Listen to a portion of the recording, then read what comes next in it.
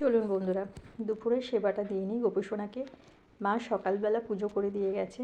আজকে সকাল থেকেই একটু মনটা খারাপ, কারণ আমরা আমার বাবাকে অনেক বছর আগে হারিয়েছি। তখন আমরা খুব ছোট ছিলাম, আমি আমার ভাই। তখন বয়স আমার মাত্র 2-2.5 বছর ছিল, ভাই 6 মাসের ছিল। তো কারণটা এই কারণেই বলছি, যখন দেখছি চারিদিকে এত রাজনীতি, এত ভোট ভোট নিয়ে সব কিছু হচ্ছে, এই কারণেই আমরা আমার বাবাকে হারিয়েছিলাম। তো সবাইকে একটা কথাই বলবো, যে নিজের প্রিয়জন হারিয়ে গেলে যে কতটা কষ্টের হয়, সেটা সবাই যাদের চলে গেছে তারা জানবে। আমরা বাবা বলতে হয়তো কিছুই সেরকম জানি না, সামান্য কিছু মনে আছে আমার বাবার কথা।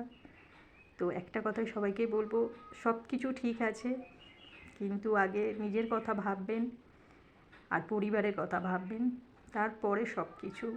কারণ আমার বাবা থাকলে হয়তো আমাদের জীবনটা আলাদাই হতো, সেই কারণেই বলা।